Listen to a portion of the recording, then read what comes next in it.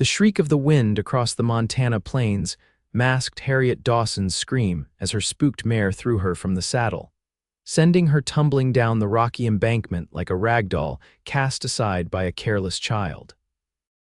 It was 1875, and the unforgiving wilderness of the Montana Territory showed no mercy to a woman alone, no matter how capable she believed herself to be. Pain exploded through her ankle as she finally came to rest among the scrubby brush, the taste of dust and blood mingling on her tongue as her horse disappeared over the ridge, taking with it her supplies, her water, and her only way back to civilization. "Stupid, stupid, stupid," Harriet muttered through gritted teeth, attempting to stand only to collapse back onto the hard earth with a gasp as fire shot through her left leg. Miles from anywhere, with storm clouds gathering on the horizon and the sun already beginning its westward descent, she knew her situation was dire. 24 years of life had taught her to be practical, to be prepared, but nothing had prepared her for this. She tore a strip from her petticoat, binding her swelling ankle as best she could before attempting to drag herself toward the distant line of cottonwoods that promised water. Each movement was agony, each inch gained a victory against the growing pain and the panic threatening to overwhelm her. The first fat drops of rain began to fall as the rumble of hooves reached her ears. Hope and fear warred within her chest. Salvation or danger approached, and out here, one often wore the mask of the other. Preston Cole had been tracking a small herd of mustangs for the better part of 2 days when the storm began rolling in. He just decided to make camp early when he spotted something odd against the golden landscape, a splash of blue fabric where no such color belonged. Turning his stallion toward the anomaly, he squinted against the increasing rainfall.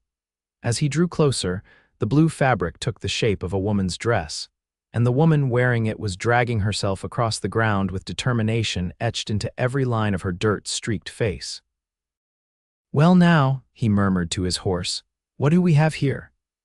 He approached cautiously, aware that any woman alone in this territory was either lost, running from something, or both. Neither scenario invited careless action. Harriet froze at the sight of the rider approaching. He sat tall in the saddle, broad-shouldered beneath a worn leather duster, his face shadowed by the brim of his hat. A rifle rested across his lap, not pointed at her, but readily available. She steeled herself, refusing to appear weak despite her predicament. "Madam," the rider called, his voice carrying above the strengthening wind, "seems like you might be in some trouble." "Your powers of observation are remarkable, sir," Harriet replied, unable to keep the edge from her voice despite her vulnerability. "As you can see, I'm simply enjoying an afternoon stroll in the rain." A smile quirked beneath the shadow of his hat. "Got a bite to match that predicament, I see." He dismounted in one fluid motion, revealing a tall frame and movements that spoke of a lifetime in the saddle. "Preston Cole," he offered, approaching slowly as if she were a skittish colt. "Most folks call me Prees." "Harriet Dawson," she replied, watching him warily.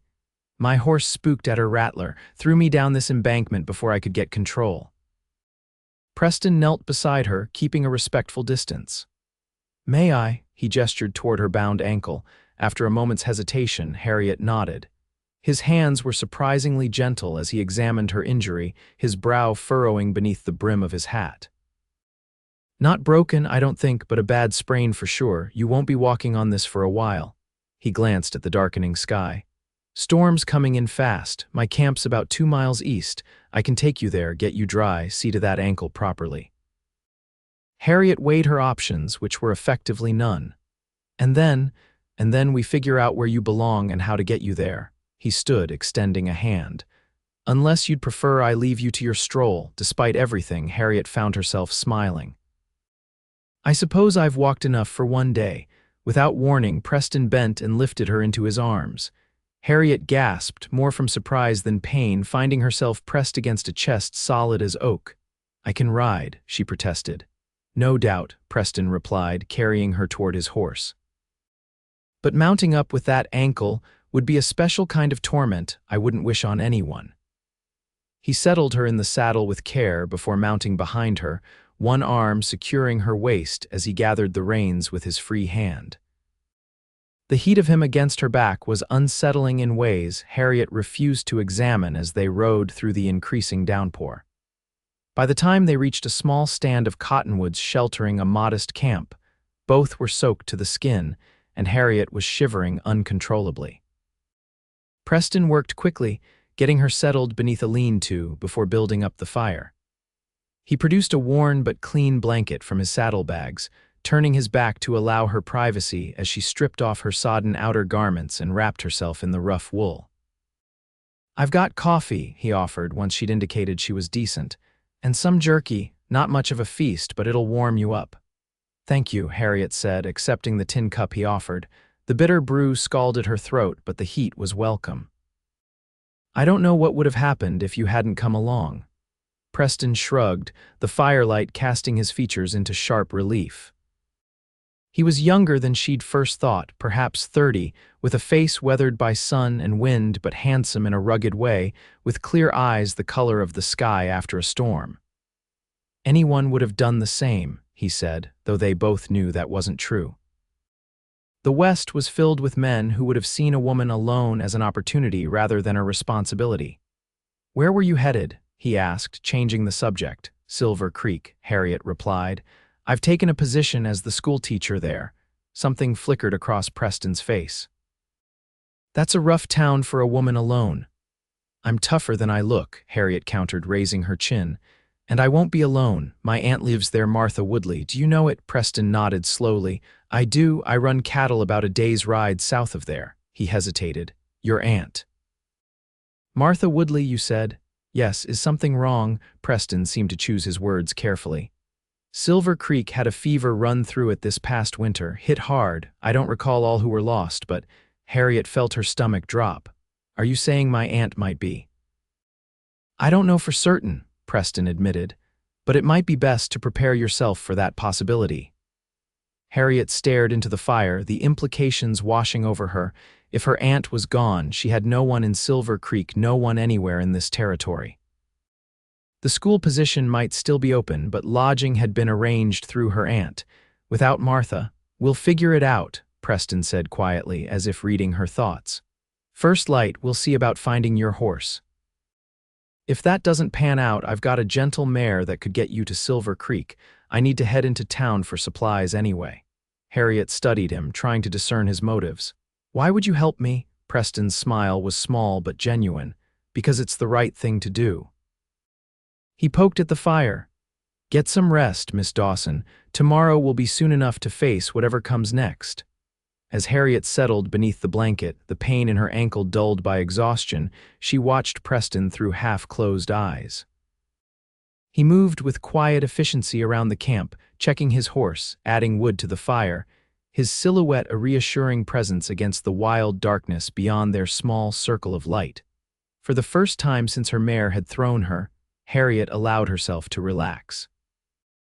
Whatever tomorrow brought, she wasn't facing it alone. Dawn broke clear and cool, the storm having passed during the night. Harriet awakened to the smell of coffee and the soft sounds of Preston moving about the camp. Her ankle throbbed, but the swelling had subsided somewhat. "Morning," Preston greeted, offering her a cup of coffee. "How's the ankle?" Harriet experimentally rotated her foot, wincing. "Better than yesterday, but I won't be dancing a jig anytime soon." "Good thing I'm not asking," Preston replied with a hint of a smile. "I've made a poultice that should help with the swelling. Old Cheyenne remedy. Works better than anything the doctors in town could give you." He knelt beside her, his hands gentle as he applied a pungent paste to her ankle before wrapping it with a clean strip of cloth. Harriet found herself studying the top of his head, the way his dark hair curled slightly at the nape of his neck, the careful precision of his movements. "There," he said, sitting back on his heels. "Give that some time to work." He hesitated. "I rode out at first light to look for your horse. Found some tracks heading north, but the rain washed most of them away." Harriet nodded, trying to hide her disappointment. Without her horse, she'd lost not only transportation but her trunk containing all her worldly possessions, clothes, books, the teaching materials she'd so carefully prepared. "I've got to break camp," Preston continued. If we're going to make Silver Creek by nightfall, we should get moving soon. Do you think you can ride? Yes, Harriet said firmly, though she wasn't entirely sure. I've certainly imposed on you enough already. Preston waved away her concern. No imposition, I needed to head to town anyway. He glanced at her dress, still damp and mud-stained from the previous day. I've got a spare shirt and some trousers that might fit you well enough for riding. They'll be more comfortable than that. Harriet hesitated, the impropriety warring with practicality. Finally, practicality won. Thank you. That would be most helpful. Preston nodded, retrieving the clothing from his saddlebags before discreetly walking to the edge of the camp to allow her privacy. The shirt was far too large, the trousers comically so, but with the sleeves rolled up and the pants secured with a length of rope. Harriet found herself more comfortable than she'd been in her proper attire. When Preston returned, he paused, something unreadable crossing his face as he took in her appearance. What? Harriet asked, suddenly self-conscious. Nothing, he replied, the corner of his mouth twitching. Just thinking some of the fine ladies of Silver Creek might swoon at the sight of you now. Let them swoon, Harriet retorted. I'd like to see any of them survive being thrown from a horse in the middle of nowhere. Preston's laugh was unexpected and rich, transforming his face entirely. Miss Dawson, I believe Silver Creek isn't quite prepared for what's about to hit it. With the camp packed and Preston's dun stallion saddled, he helped Harriet mount, her ankle protesting but bearable with the poultice doing its work. He swung up behind her, his chest warm against her back as they set out across the rolling plains toward Silver Creek. The day grew warm as they rode, the landscape changing from open grassland to more rugged terrain dotted with pine and aspen.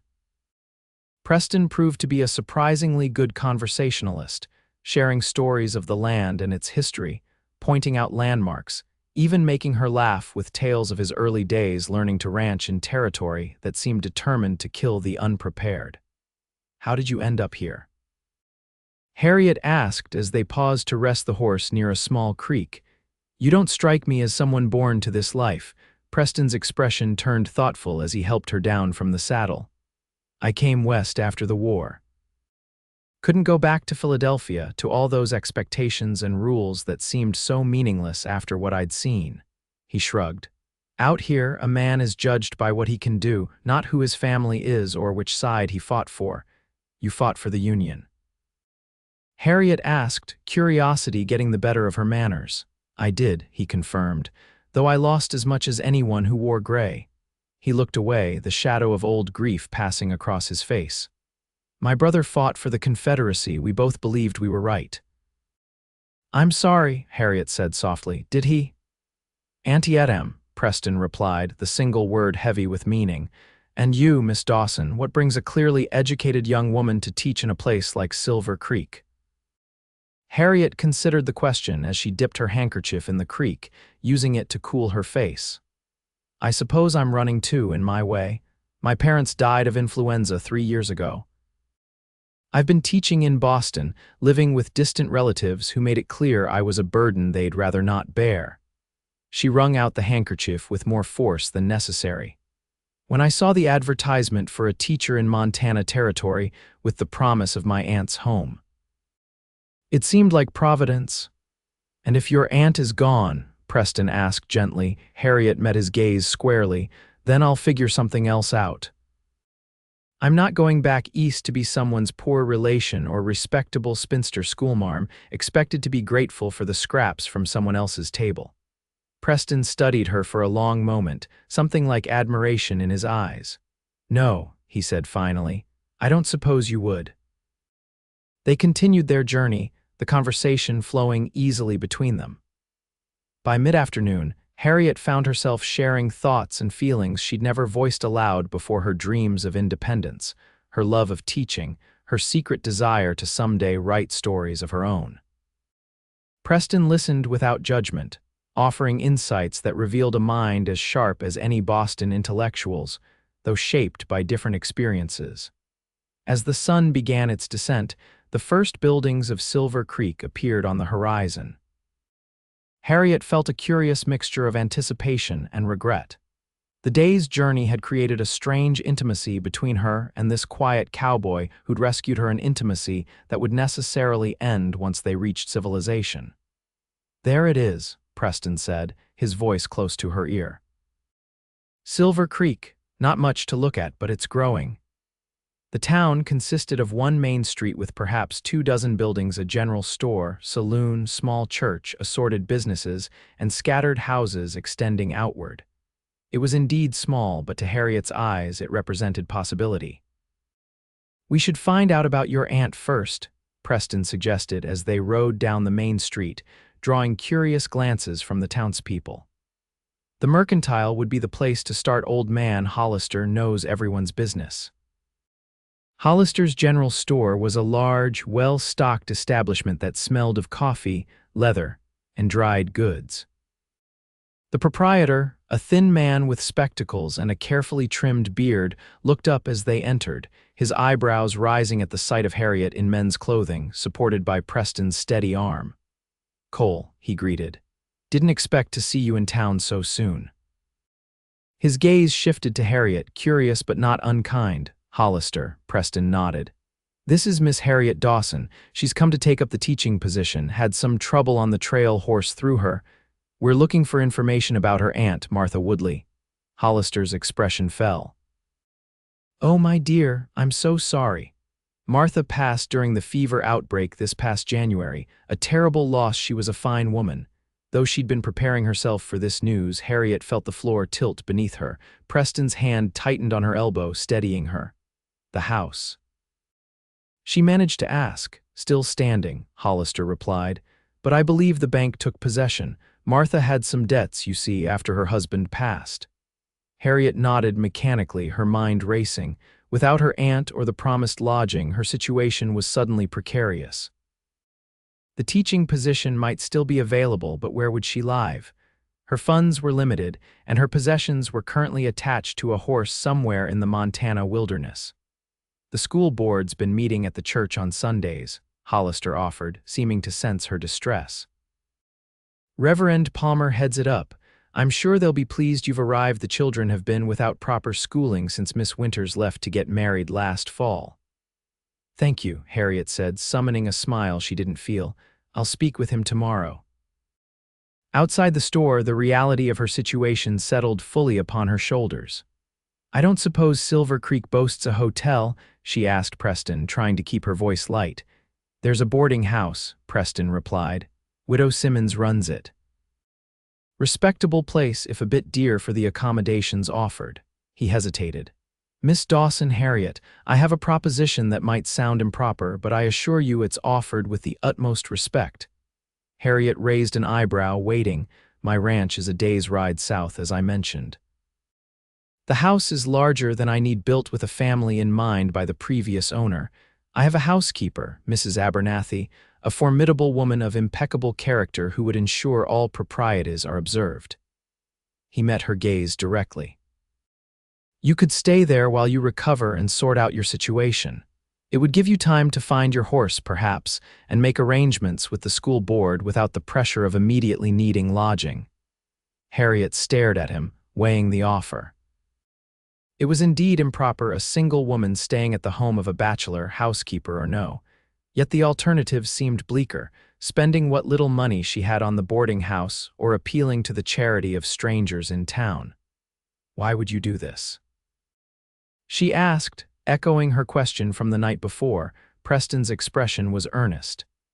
"Because I know what it's like to arrive somewhere with nothing but hope and determination, because I believe Silver Creek needs a teacher like you, and because—" He paused, seeming to choose his words carefully.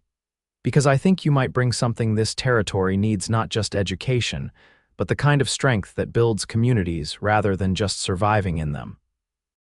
His words touched something in Harriet, a recognition of the vision she herself held but had never quite articulated. "Mrs. Abernathy is truly formidable?" she asked, a smile tugging at her lips. "Terrifying," Preston confirmed solemnly. "She once faced down a grizzly with nothing but a broom and harsh language. The bear apologized and left." Harriet laughed despite herself. In that case, Mr. Cole, I accept your kind offer temporarily until I can make more permanent arrangements. Relief crossed Preston's face. Good. We'll stay in town tonight. You need a proper meal and rest. Tomorrow we'll speak to Reverend Palmer about the teaching position and then head to the ranch if all is well. As they made their way to the boarding house, Harriet was acutely aware of the curious glances from the townspeople. By morning, she had no doubt the entire town would be buzzing with speculation about the new schoolteacher who'd arrived in men's clothes, escorted by the reclusive rancher from the South Valley. Let them talk, she thought with a defiance that surprised her. She'd faced worse than gossip. And something told her that with Preston Cole's quiet support, she could face whatever Silver Creek had to throw at her next. Widow Simmons' boarding house proved to be a neat, two-story structure with lace curtains, and a well-tended garden that seemed at odds with the rugged frontier town surrounding it. The widow herself was a plump, efficient woman with sharp eyes that missed nothing, and a manner that suggested she considered herself the arbiter of all things proper in Silver Creek. "Well," she said, taking in Harriet's attire and Preston's protective presence, "this is certainly an unusual arrival for our little town. Miss Dawson had an accident on the trail," Preston explained. "Lost her horse and luggage. I found her injured and brought her to town." "How fortunate you happened by," the widow replied, her tone suggesting she found it anything but. "I assume you'll be wanting separate rooms, of course," Harriet said quickly. "And if you could direct me to where I might purchase some appropriate clothing, as you can see my current attire is." "Makeshift," the widow softened slightly. "The mercantile carries some ready-made items, though the selection is limited. My niece is about your size. I might have a dress you could borrow until you can arrange something more suitable." "That would be most kind," Harriet said sincerely. Once they were settled, Harriet in a small but clean room at the front of the house, Preston in an even smaller one at the back, and Harriet had changed into a borrowed dress that was at least 5 years out of fashion but blessedly feminine. They met again in the small dining room where the widow served her guests. "You look more like a schoolteacher now," Preston observed as he held her chair. "Is that a compliment or an observation?" Harriet asked, smoothing the faded blue calico. "Both," Preston replied with a smile. "Though I'll admit, you wore those trousers with more dignity than most men I know." The meal was simple but hearty: beef stew, fresh bread, and apple pie for dessert. As they ate, Preston filled her in on the town and its inhabitants, providing insights that would prove invaluable for a newcomer. "Reverend Palmer is fair-minded, but he'll expect you to attend services regularly. The Millers have 5 children, all boys, all wild as March hares. The Thompsons and the Durans haven't spoken in 10 years over a property line dispute that neither remembers the origin of." He paused. "And Sheriff Holden is competent, but overworked. The mining camps to the north keep him busy with drunken brawls and claim disputes." "You know a great deal about a town you don't live in," Harriet observed. Preston shrugged. "I make it a point to understand the territory around me." "Knowledge is as valuable as ammunition out here, often more so." After dinner, they sat on the small front porch, watching as Silver Creek settled into evening. The saloon down the street grew rowdier, but the rest of the town quieted, lamps being lit in windows as families gathered for the night. "It's beautiful in its way," Harriet said softly. "Raw, unfinished, but honest." Preston nodded. "That's what drew me here. No pretense, no masks. A person either stands or falls on their own merits." "And yet," Harriet countered, "it seems a place that still values community. People helping one another." "The best of it does," Preston agreed. "Those who come just to take the outlaws, the swindlers, the ones who see only opportunity for exploitation, they don't last. The land itself seems to reject them eventually." They fell into comfortable silence, the evening air cooling around them. Harriet found herself studying Preston's profile in the gathering dusk, the strong line of his jaw, the thoughtfulness in his expression as he gazed out at the town. "What made you stop for me?" she asked suddenly. "Yesterday, I mean. You could have ridden past. Many would have." Preston turned to look at her, his eyes reflecting the last light of day. "Honestly, I'm not entirely sure." Something about the way you were dragging yourself across that ground, not waiting for rescue but fighting for yourself even when it seemed hopeless." He smiled slightly. "I admired that, still do." Harriet felt a warmth that had nothing to do with the evening temperature. "Well, whatever your reason, I'm grateful." "As am I," Preston replied quietly, holding her gaze for a moment before looking away. "We should rest. Tomorrow will be a busy day." As Harriet prepared for bed in her small room, she found herself reflecting on the strange turn her life had taken in just 24 hours. Yesterday morning, she had been filled with anxiety about arriving in a new town, meeting her aunt, beginning her teaching position. Now her aunt was gone, her possessions lost, and she was contemplating staying at the ranch of a man she'd just met. Yet somehow, she felt more at peace than she had in months. There was something about Preston Cole that inspired trust, a steadiness, an integrity that seemed rare in a world where men often said one thing and did another.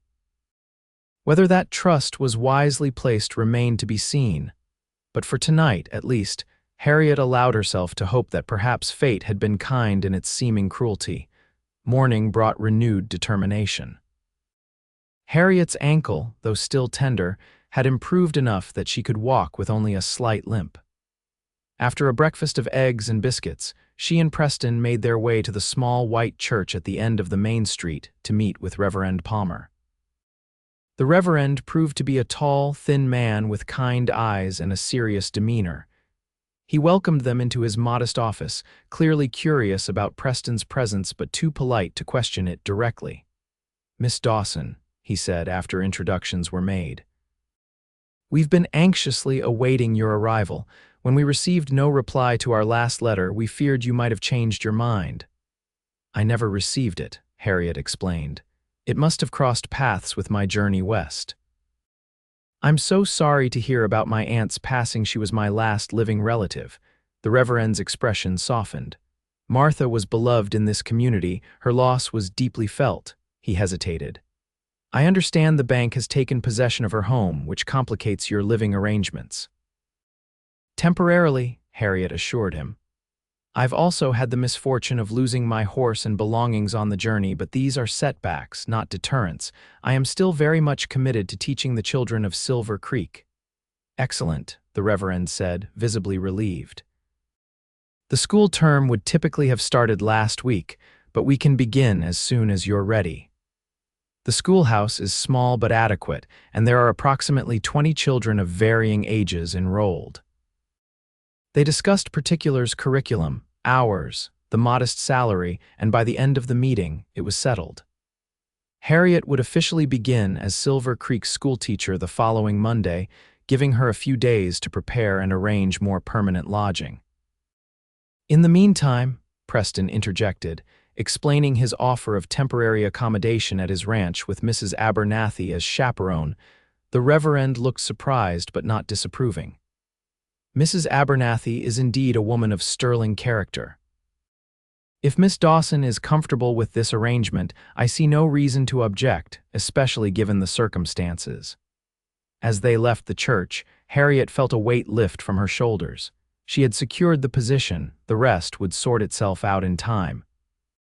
"There's one more stop we should make before heading to the ranch," Preston said. "The sheriff's office. We should report your missing horse and belongings. There's a chance someone might have found them." Sheriff Holden was a grizzled man with a perpetually tired expression that brightened somewhat at the sight of Preston. "Cole," he greeted. "Been a while. Staying out of trouble?" "Trying to," Preston replied with a smile. "Sheriff, this is Miss Harriet Dawson, Silver Creek's new school teacher." The sheriff tipped his hat. "Madam, welcome to our town, though I understand your arrival was a bit more adventurous than planned." Harriet explained about her horse and the accident. The sheriff made notes, promising to keep an eye out and spread word to the outlying ranches and mining camps. "Distinctive mare, you say? Bay with a white blaze and 3 white socks, carrying a lady's saddle and bags." He nodded. "Shouldn't be too hard to spot if someone's found her. I'll let you know at Cole's place if I hear anything." Their business in town concluded, they collected supplies from the mercantile, including a few ready-made garments for Harriet that, while plain would serve until she could arrange for more suitable attire, and prepared to depart for Preston's ranch. Widow Simmons watched with barely concealed disapproval as Preston helped Harriet mount his horse. "Remember, Mrs. Abernathy has my full confidence," she said pointedly. "Should she feel anything improper is occurring, I expect to be informed immediately. I assure you, Mrs. Simmons, my reputation is as important to me as it is to you," Harriet replied firmly. "Thank you for your concern and your hospitality." The ride to Preston's ranch took the better part of the day, but it was far more comfortable than their journey to Silver Creek had been. Harriet's ankle was healing, the weather was pleasant, and the scenery grew increasingly beautiful as they traveled south into a valley cradled by distant mountains. "It's breathtaking," Harriet said as they crested a rise that revealed the full panorama of Preston's land, rolling grasslands dotted with cattle, stands of pine and aspen, a creek winding silver through the heart of it all, and nestled beside that creek, a substantial log house with several outbuildings. "Home," Preston said simply, but the pride in his voice was unmistakable. Not as grand as some of the eastern estates, but every board and beam was hard-earned. As they approached the house, a woman emerged onto the porch, tall, spare, with iron-gray hair pulled back in a severe bun, and an expression that suggested she rarely suffered fools. She watched their approach with arms crossed, giving the impression of a sentinel guarding a fortress. "Mrs. Abernathy," Preston called as they drew near, "we have a guest." "So I see," the housekeeper replied, her sharp eyes taking in Harriet's appearance and the way she sat in front of Preston. "I've prepared the blue room. Dinner will be ready at 6. Preston helped Harriet dismount, supporting her as her ankle protested the movement. "Mrs. Abernathy, this is Miss Harriet Dawson, Silver Creek's new schoolteacher. She's had some misfortune on her journey and will be staying with us temporarily while she recovers and makes arrangements in town." Mrs. Abernathy's assessment was thorough but not unkind.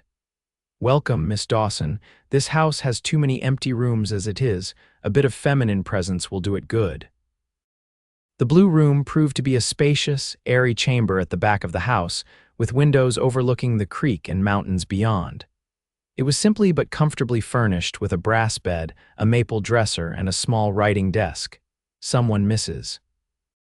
Abernathy presumably had placed a vase of wildflowers on the windowsill, adding a touch of welcome. "This is lovely," Harriet said sincerely as the housekeeper showed her around. "Thank you for accommodating me on such short notice. Mr. Cole sent word ahead with one of the ranch hands, Mrs. Abernathy explained. Said you'd had a fall from your horse and lost your belongings." She eyed Harriet's ankle. "I've prepared a hot soak with herbs that will help with the healing, and I've laid out some things that might fit you belong to Mr. Cole's sister-in-law during her visits." "That's very kind," Harriet said, touched by the thoughtfulness. "I hope she won't mind my borrowing them." Something flickered across Mrs. Abernathy's face. "She passed on some years back, consumption. Mr. Cole has kept her things, though I've told him it does no good to dwell on what's lost." Harriet absorbed this new piece of information about Preston, another loss in a life that seemed marked by them. "I'll take good care of them," she promised. Left alone to rest before dinner, Harriet soaked her ankle as instructed, then changed into one of the borrowed dresses, a simple blue cotton that, with a few adjustments, fit reasonably well. As she pinned her hair into a more orderly arrangement, she found herself wondering about the woman who had worn this dress before her. Preston's brother's wife, a woman who had visited this house, perhaps sat at the same window looking out at the same view before consumption claimed her life. There were depths to Preston Cole that went beyond the calm, capable exterior he presented to the world. Layers of grief and experience that had shaped him into the man who had stopped to help a stranger in distress.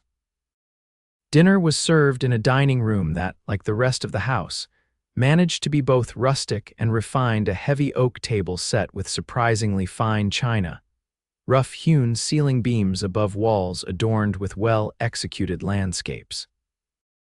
The meal itself was excellent roast beef, potatoes, fresh bread, and vegetables from what Mrs. Abernathy proudly identified as her kitchen garden. "You've created something remarkable here," Harriet observed as they enjoyed apple cobbler for dessert. "Both of you. This feels like a real home, not just a place to exist between work." "A home needs people to be truly alive," Mrs. Abernathy said, with a glance at Preston that held meaning Harriet couldn't quite decipher. "But we manage well enough." After dinner, Preston showed Harriet around the main floor of the house, a comfortable sitting room with well-stocked bookshelves, a study where he handled the ranch's business matters, even a small music room with a piano that had clearly seen better days. "It doesn't get played much," Preston admitted when Harriet ran her fingers over the keys. "My sister-in-law, Rebecca, used to play when she and my brother visited. Since then," he shrugged. "May I?" Harriet asked, gesturing to the piano bench. Preston nodded, watching as she seated herself and began to play. The piano was out of tune, but Harriet's fingers remembered the simple folk melodies her mother had taught her, bringing the instrument back to life after its long silence. When she finished, she looked up to find Preston watching her with an expression that made her heart beat a little faster. "The house has missed music," he said quietly. "Thank you for that." The next few days fell into a surprisingly comfortable routine. Harriet's ankle improved rapidly with rest and Mrs. Abernathy's herbal treatments.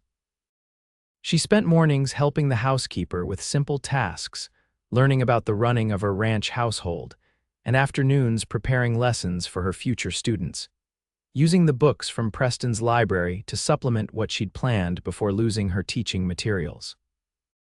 Preston was often out on the ranch during the day, but he joined her for meals and in the evenings, when they would sit in the comfortable chairs on the porch, watching the sunset paint the mountains in gold and crimson while discussing books, sharing stories, or simply enjoying the peaceful companionship that had developed between them.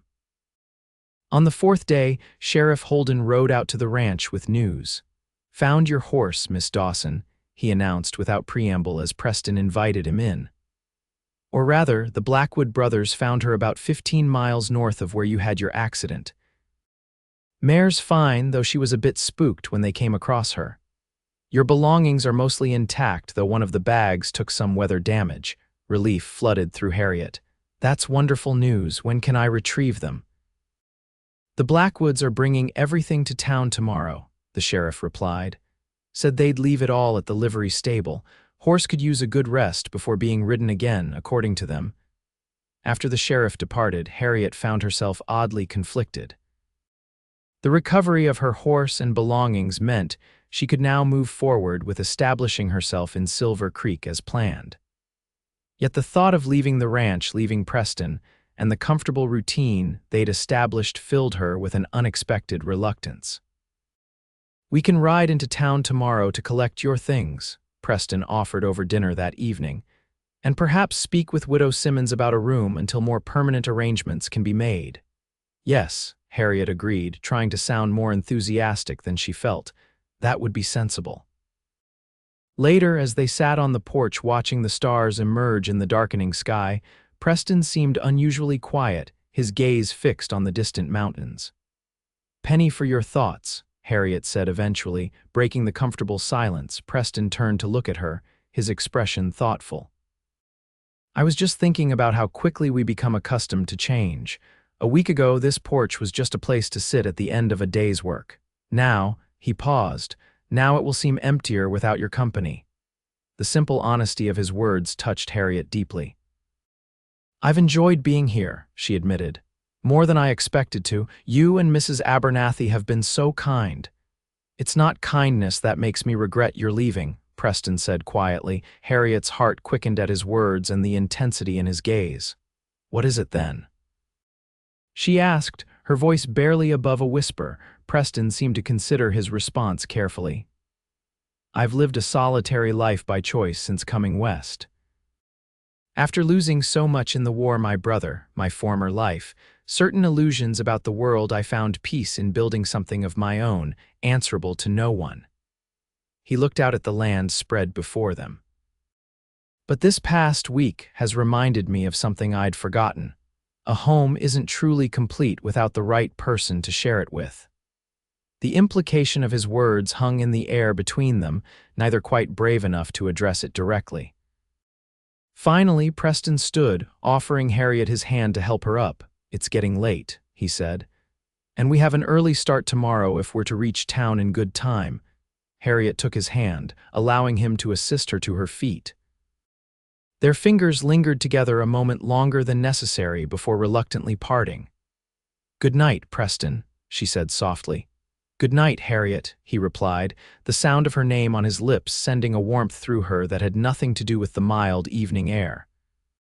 The ride to Silver Creek the next morning was quiet, both lost in their own thoughts. The town was bustling with activity as they arrived. A supply wagon had come in from the larger settlement to the east, bringing mail and goods that had the townsfolk gathering eagerly at the mercantile. At the livery stable, they found Harriet's mare looking well-rested and her belongings stacked neatly nearby. The saddlebags had indeed suffered some water damage, but most of her clothing and books had been protected by the oilcloth she'd wrapped them in. "Your lady's a fine rider from the look of that saddle," the liveryman commented to Preston. "Shame about the accident?" "Yes, a shame," Preston agreed, helping Harriet sort through her recovered possessions, though perhaps a fortunate one in some ways. Their next stop was the boarding house, where Widow Simmons greeted them with poorly concealed curiosity about Harriet's stay at the ranch. "I trust Mrs. Abernathy maintained appropriate oversight?" she inquired as she showed Harriet to a small room that would be her temporary home. "Mrs. Abernathy is everything you described," Harriet assured her. "A paragon of propriety and an excellent cook besides." The widow replied, clearly disappointed by the lack of scandal. "Well, the school board has arranged for you to take your meals here until a more permanent situation can be established. The children are quite eager to begin lessons. They've been running wild without proper supervision for months." "I look forward to meeting them," Harriet said. "I plan to open the school on Monday as arranged." With her belongings settled in her new room, Harriet found herself facing an awkward farewell with Preston. They stood on the boarding house porch, both seemingly reluctant to part. "Thank you," Harriet said finally, "for everything. I don't know what would have happened if you hadn't found me that day." "You'd have dragged yourself to civilization eventually," Preston replied with a small smile. "You're not the type to give up easily." "Perhaps," Harriet acknowledged, "but I'm glad it was you who found me." Preston's expression softened. "As am I," he hesitated. "I'll be in town occasionally for supplies. Perhaps I could call on you, properly this time, not as a rescuer." "I'd like that," Harriet said, warmth spreading through her at the thought. With a tip of his hat and one last lingering look, Preston departed, leaving Harriet to watch his tall figure until he disappeared from view. The weekend passed in a flurry of preparation. Harriet visited the schoolhouse, a simple one-room building with rows of rough-hewn desks, a small stove for heat, and a modest collection of books and slates. She arranged the space to her liking, prepared her first lessons, and attended church on Sunday, where Reverend Palmer formally introduced her to the congregation. The curious stares and whispers that followed her were to be expected. She was a newcomer, and her unusual arrival with Preston Cole had undoubtedly sparked gossip. But most of the townsfolk were welcoming, particularly the parents eager to have their children educated. Monday morning arrived clear and bright. Harriet dressed with care in one of her recovered dresses, gathered her teaching materials, and made her way to the schoolhouse, arriving early to ensure all was ready for her students. They began to arrive shortly after, children of all ages from 6 to 16, some shy, some boldly curious about their new teacher. By the time the small bell on the schoolhouse roof rang to signal the start of lessons, 21 pupils had taken their seats, watching Harriet with expressions ranging from excitement to trepidation. "Good morning," she greeted them, surveying the faces that would become so familiar in the months ahead. "I am Miss Dawson, and I am honored to be your teacher. We have much to learn together, but first I would like to learn about each of you." The day passed quickly as Harriet assessed her students' varying levels of knowledge, established rules and expectations, and began the process of earning their trust and respect. By the time the final bell rang, she was exhausted but exhilarated. This was why she had come west to make a difference, to build something meaningful. As the children dispersed, Harriet remained at her desk, making notes on what she'd observed and planning adjustments for tomorrow's lessons. She was so absorbed in her work that she didn't notice the figure in the doorway until a shadow fell across her papers. Looking up, she was surprised to see Preston leaning against the doorframe, watching her with a warm expression. "Mr. Cole," she said, unable to keep the pleasure from her voice. "What brings you to town?" "I had some business with the bank," he replied, stepping into the schoolhouse and glancing around with approval. "But I confess I was curious to see how your first day went." "Wonderfully," Harriet said, gathering her things. "The children are bright and eager, if a bit untamed after months without regular schooling. They'll settle in quickly, I think." "I have no doubt," Preston said. "You have a natural way with them. I watched through the window for a few minutes before the day ended." Harriet felt herself blush at the thought of being observed. "Spying, Mr. Cole." "Admiring," he corrected with a smile. "May I walk you back to the boarding house?" The walk through town was pleasant, with Preston asking thoughtful questions about her first day and Harriet sharing her impressions of the students and her plans for their education. Several townspeople greeted them as they passed, their curious glances not lost on Harriet. "I believe we're providing the town with fresh gossip," she observed wryly. "Small towns thrive on it," Preston replied with a shrug. "Better to be discussed for being seen walking together than for the circumstances of your arrival.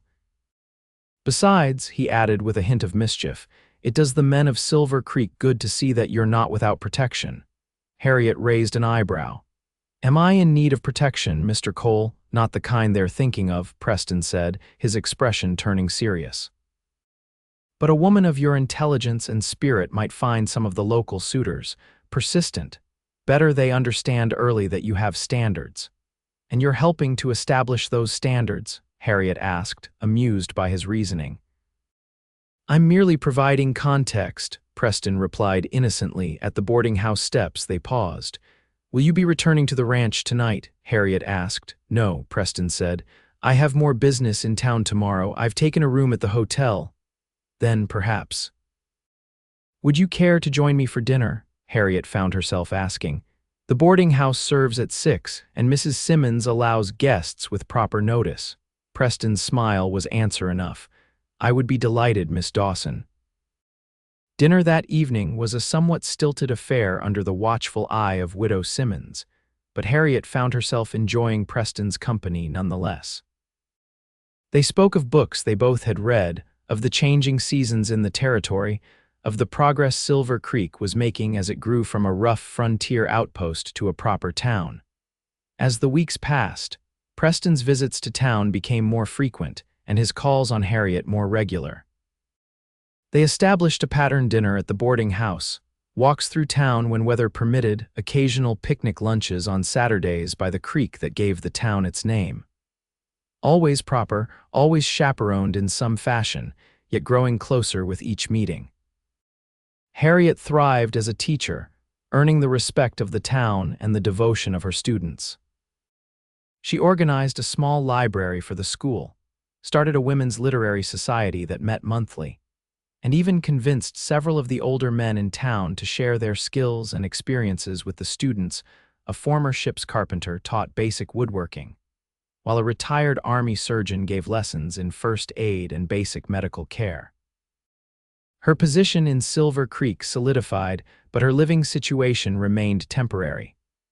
The boarding house was comfortable enough, but expensive for her modest teacher's salary, and she longed for a place of her own.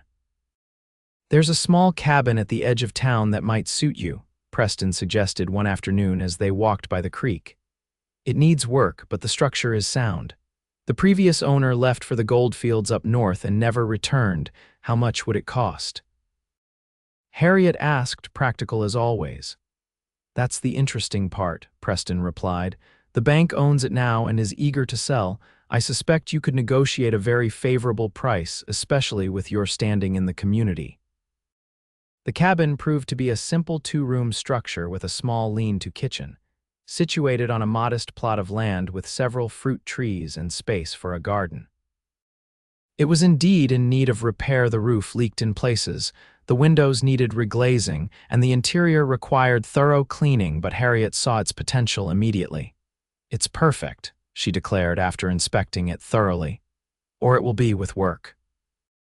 The bank manager was indeed willing to negotiate, and by the end of the week, Harriet had secured the cabin for a price that, while stretching her savings, was within her means. The town rallied around her project. Several fathers of her students volunteered to repair the roof and windows. The women organized a cleaning party, and even Widow Simmons contributed curtains she'd had in storage. Preston's contribution was a small cook stove to replace the damaged one in the kitchen, delivered personally along with a supply of firewood stacked neatly beside the cabin.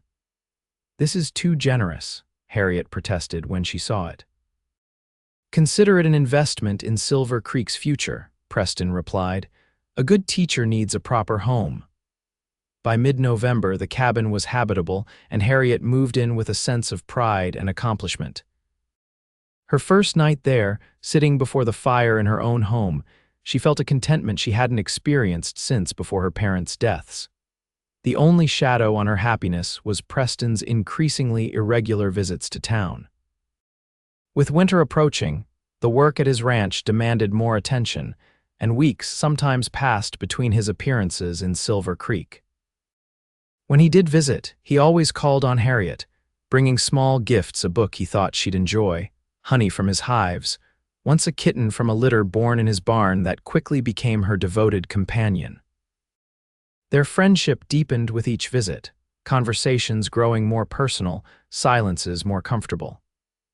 Yet neither seemed quite ready to acknowledge the feelings developing between them, as if naming them might somehow break the delicate balance they'd achieved. December brought the first heavy snows and preparations for Christmas. The school held a pageant, with Harriet directing her students in a nativity play that drew the entire town to the small church. Afterward, there was a community dinner, with tables set up in the church hall and everyone contributing dishes to the feast. Preston arrived just as the festivities were beginning, having ridden through increasingly difficult conditions to reach town. Harriet felt her heart leap at the sight of him standing in the doorway, snow dusting his coat and hat, his eyes scanning the room until they found her. "I wasn't sure you'd make it," she said as he joined her, conscious of the curious glances from those nearby. "Neither was I," he admitted. "The North Road is nearly impassable. I had to take the longer route through the valley." "I'm glad you're here," Harriet said simply. The evening was filled with music, laughter, and the warm sense of community that had come to define Silver Creek for Harriet. Preston stayed by her side throughout, his quiet presence a counterpoint to the festive chaos around them. As the celebration wound down and families began heading home through the snowy streets, Preston walked Harriet to her cabin. "Will you stay in town tonight?" she asked as they reached her door, the snow falling gently around them. "I've taken a room at the hotel," Preston confirmed. "The roads won't be any better in the dark." He hesitated. "Harriet, there's something I've been meaning to ask you." Her heart quickened at his serious tone. "Yes." Before he could continue, a voice called out from the street sheriff Holden, approaching rapidly. "Cole, glad I caught you," the sheriff said, his expression grave. "Just got word there's a fire at your ranch. One of your hands rode in for help.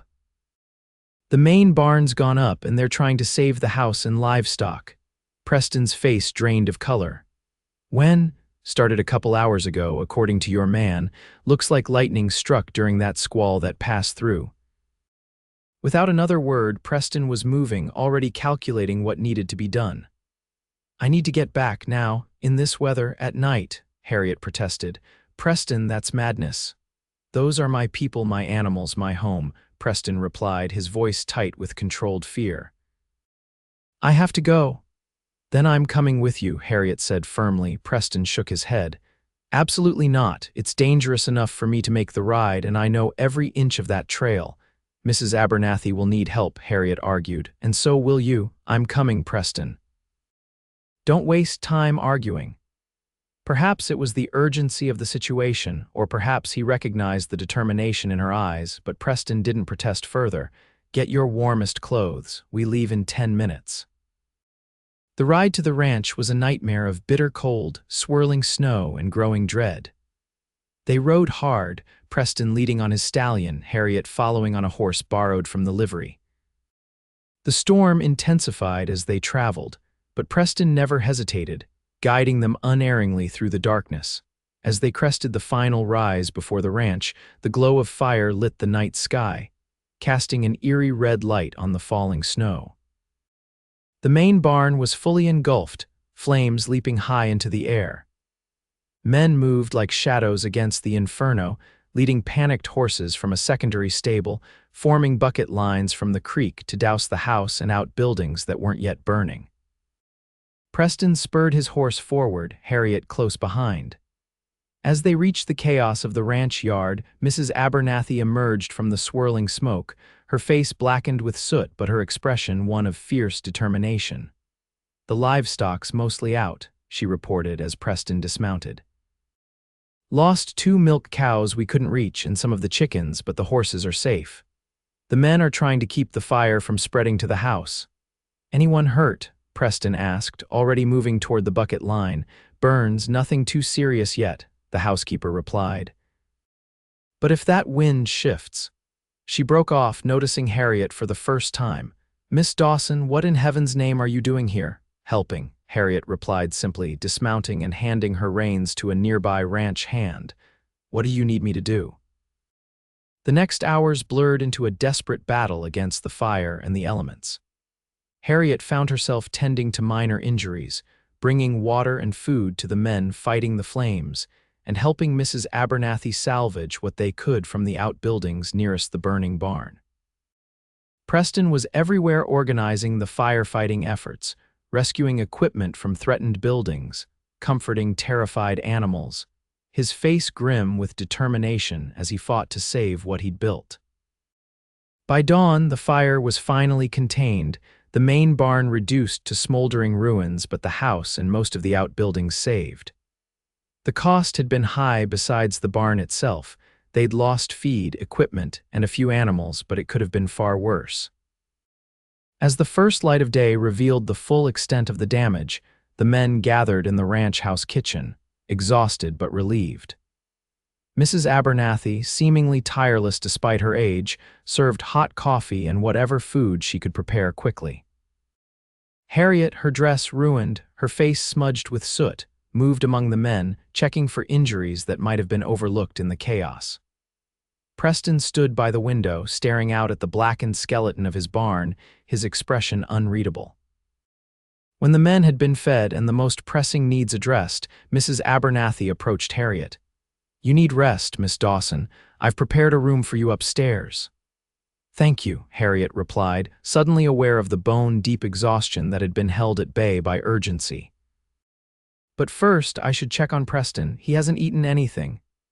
She found him still by the window, now alone as the ranch hands had dispersed to catch what sleep they could before the day's work began. "Preston," she said softly, touching his arm, "you need to rest. There's nothing more to be done right now." He turned to look at her, and the raw emotion in his eyes made her breath catch. "You could have been killed tonight," he said, his voice rough. "Riding out in that storm, fighting the fire, any number of things could have gone wrong." "But they didn't," Harriet replied steadily. "I'm fine, the house is saved, your people are safe." "Why did you come?" he asked, the question seeming to encompass more than just the night's events. Harriet held his gaze. "Because you needed me."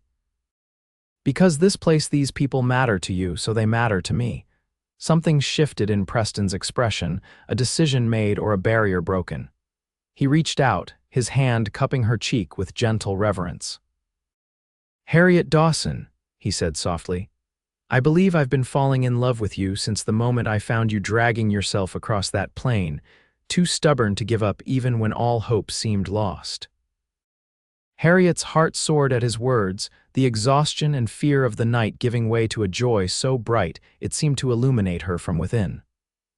"And I," she replied, "have been falling in love with you since you carried me to safety, offering kindness with no expectation of return." Preston's smile was like sunrise after the longest night. Slowly, giving her every chance to pull away, he lowered his head until his lips met hers in a kiss that was both tender and profound a promise. A beginning, when they finally parted, Preston rested his forehead against hers. "I had planned to ask you properly," he said with a touch of rueful humor. "Not standing in my kitchen covered in soot after nearly losing everything." "Ask me what?"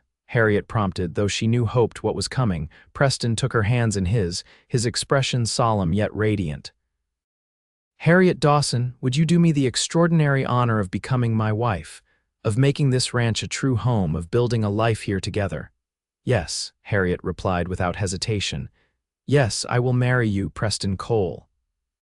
Their second kiss was interrupted by a discreet cough from the doorway.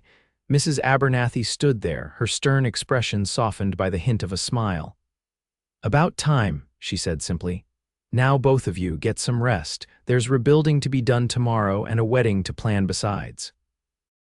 The rebuilding of Preston's barn became a community effort, with ranchers from throughout the valley contributing lumber, labor, and support. The people of Silver Creek, hearing of the engagement, embraced the project with enthusiasm. Their schoolteacher would be staying, and that was worth celebrating. Harriet continued teaching, riding to and from the ranch on weekends to help with the recovery efforts and to spend time with Preston. Their courtship, unconventional from the start, deepened as they worked side by side, learning the rhythms of each other's lives and hearts. They were married in the small church in Silver Creek on a bright April day, with wildflowers decorating the simple wooden pews and Harriet's students singing as she walked down the aisle. Preston waited for her at the altar, his eyes never leaving hers as she approached on the arm of Reverend Palmer, who had agreed to both officiate and give her away. "Dearly beloved," the Reverend began, his voice carrying clearly through the packed church. "We are gathered here today to witness the union of two souls who found each other in the most unexpected of circumstances, proof, if any were needed, that God's plans often surpass our own understanding." Harriet, radiant in a gown of ivory silk, a gift from the women of Silver Creek, who had pooled their resources and talents to create it, felt a sense of rightness so profound, it brought tears to her eyes. Preston, handsome in a new suit, looked at her with such love that she wondered how she had ever thought life complete without him. Their vows were simple but heartfelt, spoken clearly before the community that had become family to them both. When Preston slipped the gold band onto her finger, a ring that had belonged to his mother, carefully preserved through war and westward journey, Harriet felt the circle of her life closing, past and future connecting in this perfect moment. "I now pronounce you husband and wife," Reverend Palmer declared, his smile wide. "What God has joined together, let no man put asunder." Preston's kiss was gentle but filled with promise, drawing approving applause from the assembled guests. As they turned to face their friends and neighbors as husband and wife, Harriet caught sight of Mrs. Abernathy discreetly wiping away a tear, perhaps the most surprising and touching moment of the day. The celebration afterward was joyous tables set up in the town square, music from fiddles and guitars, dancing that continued well into the night.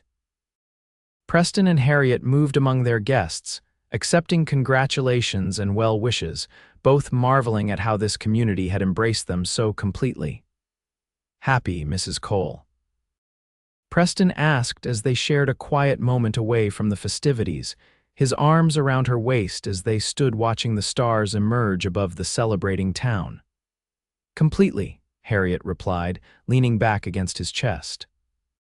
"Though I'll still be Miss Dawson to my students, less confusing that way." Preston laughed, the sound vibrating through her. "Whatever you wish, my love, you've already given me more than I ever dared hope for."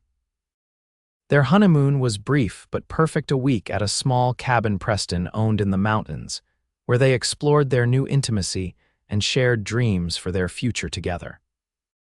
When they returned to the ranch, it was to a home transformed not just by the new barn and repaired outbuildings, but by the knowledge that this was truly their place now, a foundation for the life they would build together.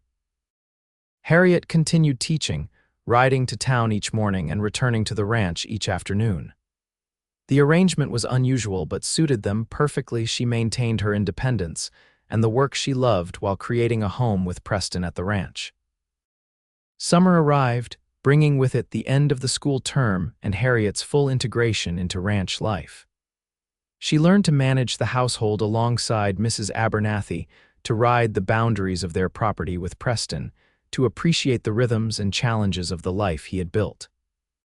In the evenings, they would sit on the porch, watching the sunset paint the mountains, sometimes talking, sometimes silent in the comfortable way of two people who no longer need words to communicate their deepest feelings. Often, Harriet would read aloud from one of their favorite books while Preston listened, his head in her lap, her fingers running through his hair. It was during one such evening, as August turned the grasslands golden and the first hint of autumn crispness touched the air, that Harriet set aside her book with a smile that held a secret. "What is it?" Preston asked, catching her expression. "I've been waiting for the right moment to tell you," Harriet replied, taking his hand and placing it gently on her still flat stomach. "We'll need to prepare the small bedroom next to ours. By spring, there will be a new Cole at the ranch." Preston's face transformed with wonder and joy. He sat up, taking her face in his hands with infinite tenderness. "A baby, you're certain?" Harriet nodded, her own eyes bright with happy tears. "Dr. Wilson confirmed it yesterday when I was in town. He says everything appears healthy and normal." Preston's whoop of joy startled a nearby magpie into flight. He lifted Harriet into his arms, spinning her around before setting her carefully back on her feet, suddenly concerned. "Should I not have done that? I don't want to." Harriet silenced his worry with a kiss.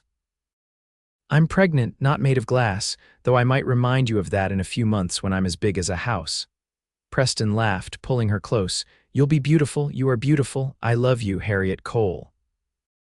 "And I love you," she replied, resting her head against his chest, listening to the strong, steady beat of his heart. "More than I ever thought possible." That night, as they lay together in the quiet darkness of their bedroom, Preston's hand resting protectively over the place where their child grew, Harriet reflected on the journey that had brought her here. From the moment her horse had thrown her on that rocky plain to this peaceful night in the home they shared, every step, even the painful ones, had led her exactly where she was meant to be. "What are you thinking?" Preston murmured, his voice drowsy with contentment. "That sometimes," Harriet replied, turning to place a gentle kiss on his lips, "being thrown from a horse can be the best thing that ever happens to a person." Preston's chuckle rumbled through the darkness. "Remind me to thank that horse someday." "I think," Harriet said, snuggling closer to his warmth, "that we already have in our own way, by being happy, by creating this life together." In the years that followed, the Cole Ranch flourished, as did the family that called it home. Their first child, a daughter they named Rebecca Martha, after Preston's sister-in-law, and Harriet's aunt was joined 2 years later by a son, James Preston. The small school that had been established at the ranch for the children of workers eventually grew to serve families from throughout the valley, with Harriet supervising a succession of teachers while raising her own children. Preston expanded the ranch, building it into one of the most successful operations in the territory. But his greatest pride remained his family, the strong, loving partnership he shared with Harriet, the children they raised together, the home they had created from what had once been simply a place to work. On their 10th anniversary, as they stood together on the porch where they had shared so many moments, watching their children play in the yard with the latest addition to their family, a spirited pup from a litter born in the very barn that had been rebuilt after the fire, Preston wrapped his arms around Harriet from behind, resting his chin on her shoulder. "Any regrets?" he asked softly. "About the life we've built here?" Harriet turned in his embrace, looking up into the face she had come to know better than her own, a face now marked by a decade of shared joys and sorrows, challenges met together, love that had only deepened with time. "Not one," she replied truthfully. "Every moment has been exactly as it should be." As the sun set behind the mountains, painting the sky in shades of gold and crimson that seemed to mirror the richness of their shared life, Preston kissed his wife with the same tenderness he had shown on that first night by the fire, when they had finally acknowledged what their hearts had known from the beginning. That somewhere between a fall from a horse and a rescue by a stranger, they had both found their way home.